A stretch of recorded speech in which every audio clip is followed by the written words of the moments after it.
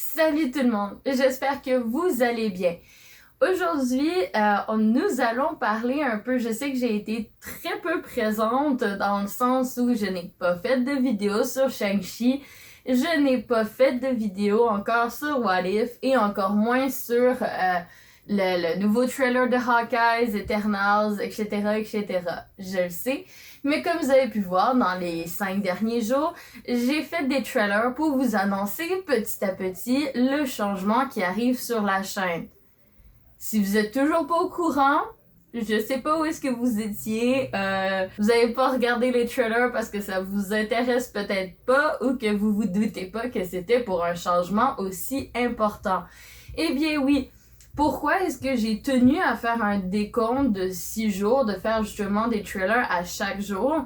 C'est parce que, notamment, tout va changer dans la chaîne et que, en fait, les théories Marvel vont prendre un peu plus de place, mais pas que, il va y avoir aussi d'autres thématiques sur la chaîne et que à cause de cela, je me suis dit que ça serait mieux de complètement changer la chaîne et de faire un nouveau tournant, en fait, de changer le nom, de changer le design, de changer tout au complet. Donc, si vous regardez cette vidéo, c'est que vous êtes au jour -1 avant la mise à jour. Et quoi de mieux pour clôturer ce chapitre qu'une vidéo théorie de Marvel?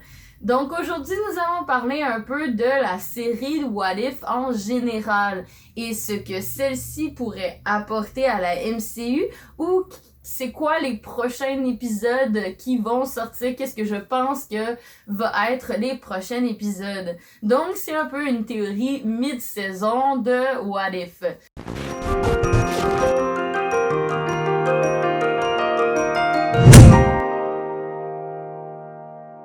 Donc déjà, pour introduire un peu tout ça, on peut remarquer en fait, parce que j'ai plusieurs théories par rapport à la série. Et celle que j'aime en fait le plus entre parenthèses n'est pas nécessairement reliée en général aux épisodes, mais plutôt reliée au futur et aux messages un peu plus subtils que la série pourrait nous délivrer. Dans le sens où, d'après moi, la série What If est un message caché pour la suite des événements de la phase 4 et surtout de Doctor Strange de Multiverse of Madness. Donc, pour bien se situer, pour pouvoir comprendre pourquoi est-ce que je dis que c'est un message caché, en fait, il faut voir clairement la fin de chaque épisode de What If en général. Donc, on peut voir que dans l'épisode 1 de What If, Peggy Carter se retrouve transportée dans le futur, entre parenthèses, et que celle-ci a l'air d'avoir plus ou moins vaincu ou affaibli la créature tentaculaire de son épisode, et qu'elle est un peu perdue. Ce qui met un point un peu plus...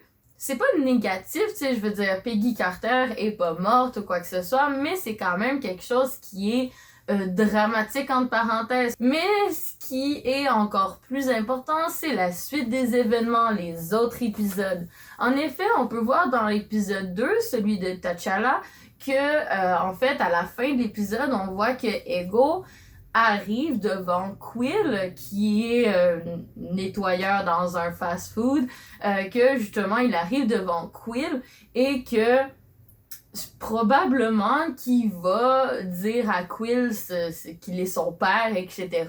Mais on peut voir notamment dans le trailer mid-saison de What If, qui est sorti il y a quelques semaines, que Ego a l'air de prendre possession ou de absorber quelque chose qui est à l'intérieur de Peter Quill. En fait, dans vraiment un bref moment, on peut le voir, et ce qui donne un côté un peu plus dramatique et négatif. Faut vraiment que vous gardez ça en tête, le côté les méchants ont l'air de gagner, entre parenthèses. Par la suite, dans l'épisode d'après, nous avons notamment Doctor Strange, que celui-ci met en péril son univers au complet, ou en fait l'a mis en péril, parce qu'à la fin, on voit que c'est la destruction totale de son univers.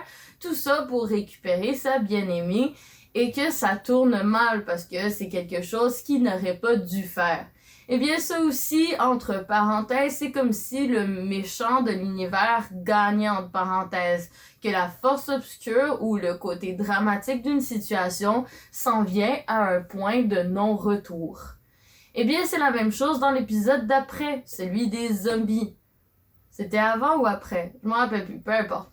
Dans l'épisode des zombies, où on peut voir clairement que oui, en effet, Spider-Man va aller au Wakanda pour redonner la pierre, mais que malheureusement Thanos est déjà en possession des 5 autres pierres et que celui-ci est transformé en zombie. Mais contrairement à ce que certaines personnes peuvent penser, d'après moi, Thanos a déjà pris possession du Wakanda et que il l'a déjà anéanti. Peut-être qu'il reste encore des survivants à l'intérieur du Wakanda et qui sont cachés, mais ça a l'air que la globalité du pays du Wakanda est complètement détruite. Et qu'en gros, Thanos, eh bien, il attend juste la dernière pierre qui arrive dans un vaisseau comme sur un plateau d'argent.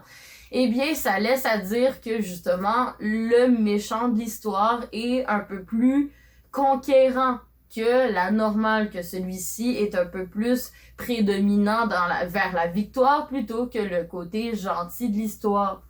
Eh bien, c'est la même chose dans le dernier épisode que nous avons eu, celui de Tony et Killmonger, que celui-ci, clairement, est toujours du mauvais côté. Ça se voit que Killmonger est un méchant et qu'en ce moment, il est prédominant. C'est bien sûr que la fin de l'épisode laisse à désirer que Shuri et Pepper vont pouvoir se revirer de tout ça, essayer de détrôner le pouvoir que Killmonger a mis en fait.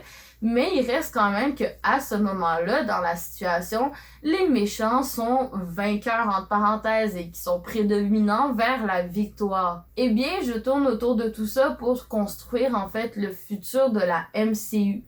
On a eu depuis très longtemps, depuis la nuit des temps, c'est toujours le héros qui prédomine et qui finit par gagner. Qu'est-ce que je veux en venir par rapport à tout ça? C'est le fait que c'est peut-être un message caché pour la suite des événements de la MCU. Dans le sens où, pourquoi pas, est-ce que ça laisse... En fait, c'est que ça veut nous habituer, nous, le téléspectateur. C'est sûr qu'on en avait déjà eu un peu avec Thanos, avec Infinity War quand il gagnait la partie. Mais pourquoi pas est-ce que What If laisse à désirer que la phase numéro 4 et que tous ces aventures par rapport au multiverse vont prédominer le côté mauvais. Dans le sens où pourquoi pas les méchants ne seraient pas les grands vainqueurs pendant un très long moment jusqu'à temps d'arriver dans un désespoir tel que la finalité, c'est sûr que les gentils ou plus ou moins vont gagner.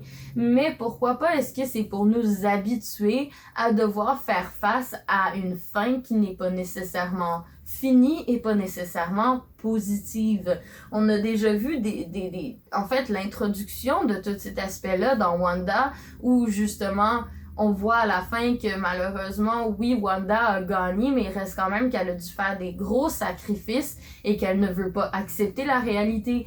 Ou par rapport à Loki, où malheureusement, Sylvie décide quand même de tuer Kang et que ça transforme complètement, ça explose des multiverses, que ça transforme tout ça et que Loki est transporté dans un autre univers et non pas dans la sienne avec un Kang conquérant de la TVA au lieu d'être caché. Malheureusement, la plupart des fins sont beaucoup plus négatives que positives. Et d'après le trailer de Spider-Man et les grandes théories qui fait à croire que Doctor Strange n'est pas Doctor Strange dans le trailer, eh bien, ça laisse à supposer que potentiellement, peut-être que la fin de Spider-Man ne sera pas positive non plus. Il y avait beaucoup, en fait, d'interviews, exemple avec Zendaya, qui laissait à désirer que son personnage serait fini après ce film de Spider-Man et que des théories convoitent le fait que celle-ci pourrait mourir à la fin du film ou que notamment les méchants de l'univers du film de Spider-Man construiraient en fait les Sinister Six et qu'ils ne seraient pas vaincus dans le film de Spider-Man mais plutôt conquérants. Plein de théories qui laissent à désirer que les films seront plus du côté vilain que du côté gentil. Mais surtout un autre message prédominant qui laisse à croire que tout va exploser dans Doctor Strange et The Multiverse of Madness. Dans le sens où, d'après moi, justement, What If, oui et non, c'est relié ou pas avec la MCU, mais il reste quand même que ça fait partie de la MCU, même si c'est pas étroitement lié, bien qu'il y a des théories qui laissent à croire que le Evil Strange de What If pourrait se retrouver potentiellement dans le film de Multiverse of Madness, mais il reste quand même que, exemple qu'on les met à part, il reste que c'est lié au multivers et que justement c'est l'accumulation de tout qui va créer la guerre des multiverses qui va éclater dans Multiverse of Madness. Maintenant, passons à la deuxième partie de la vidéo, celle en fait où je vais expliquer et théoriser par rapport à qu'est-ce qui va se passer dans les prochains épisodes de What If. D'après moi, il y aura un potentiel de 2 méchants. Je dis pas que les deux vont être le méchant de l'histoire, ou peut-être que je me trompe, mais d'après moi, soit que le méchant final de l'histoire sera Ultron, ou que ça va être Zombie Thanos. D'après moi, j'opte plus pour la situation de Zombie Thanos plutôt que Ultron. D'après moi, Ultron sera un méchant, oui, mais pas celui prédominant de la série, mais uniquement celui pour introduire Thor Party. Dans le sens où, d'après moi, le prochain épisode ne sera pas consacré à faire la suite des événements de Killmonger ou faire la suite des événements de Zombie, mais plutôt faire l'histoire du héros de Thor Party qui est dans What If. Dans le sens où, d'après moi, il faut qu'on introduise le personnage d'où il vient, etc.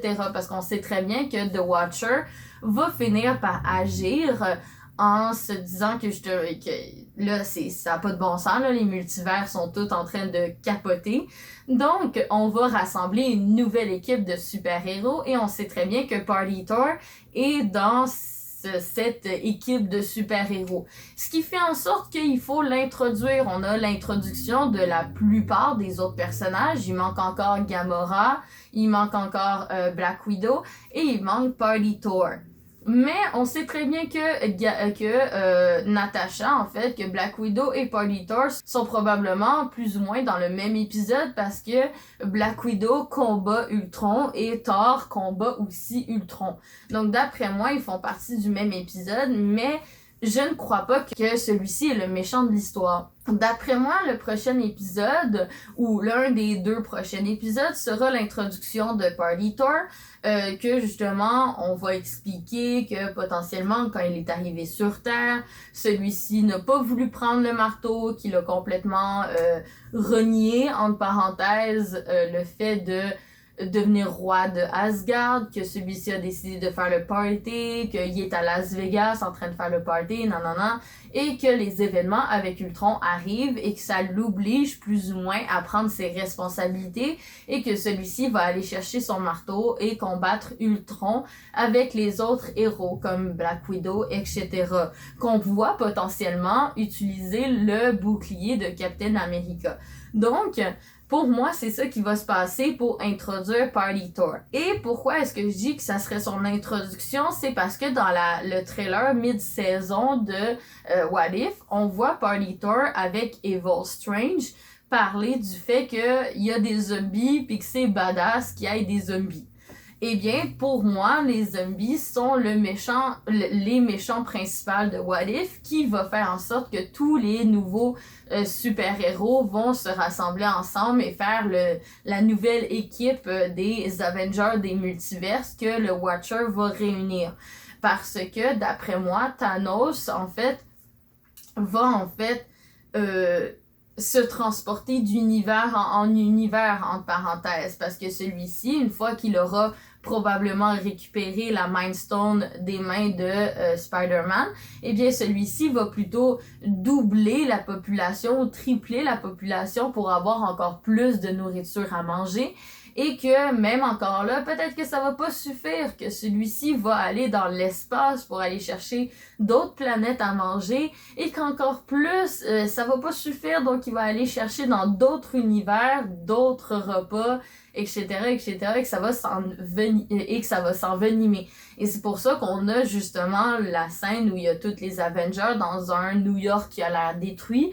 D'après moi, c'est une destruction de la part des zombies et non pas celui de Ultron. Un autre argument se met à l'équation par rapport à Party Thor qui, justement, on aurait une introduction de son histoire plutôt que juste le personnage qui est déjà là avec les scènes mid-trailer de Sakaar avec Korg et tout ça qui font le party, etc. Donc, tu sais, ça laisse justement à supposer que on a besoin d'introduire Party Thor, donc on va introduire son histoire par rapport avec Ultron, etc. Mais un autre argument peut s'additionner dans l'équation quand on peut voir clairement notre Peggy Carter de l'épisode 1 se retrouver avec les Avengers de l'épisode des zombies avec une aire un peu rougeâtre pour signifier que Wanda explose. Et encore davantage quand on peut voir que potentiellement l'introduction d'une autre Black Widow dans un monde complètement post-apocalyptique avec en fait l'apparence de Hawkeye, donc ça serait peut-être son introduction à elle. Pour moi, la série ne finira pas.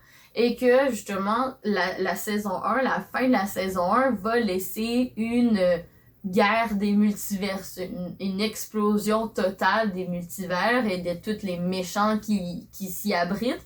Et que, potentiellement, justement, ça va ouvrir les premières portes à la guerre des multiverses qui va lier dans Madness, dans Spider-Man No Way Home, dans Hawkeye peut-être, on sait pas, dans Ant-Man Quantumania, etc., etc., Loki, Wanda et machin. Mais je sais pas ce que vous en pensez, ou je sais pas si la vidéo a été claire, parce que je veux dire, il y a tellement de possibilités, puis tellement de emboîté sur emboîté sur emboîté que... Oh mon Dieu, je ne sais même pas si moi-même j'ai réussi à bien délivrer ce qui se passe dans ma tête, que je vois. Bon, peu importe. En tout cas, je sais pas ce que vous en pensez de ce qui va se passer dans la suite des événements ou dans la suite de la MCU en général. Dites-moi là en commentaire, ça m'intéresse toujours autant de lire vos théories en fait, ou ce que vous pensez de mes théories. Mais il reste quand même qu'une théorie, ça reste une théorie, donc je vous énumère tout ce qui me passe par la tête, mais ça veut pas dire que c'est ça qui va se passer, ou ça veut pas dire que c'est ça que je crois que tout va se passer. Donc, et n'oubliez surtout pas qu'à partir de demain, la chaîne va complètement changer. Donc, je vous laisse là-dessus et je vous fais des gros bisous du Québec!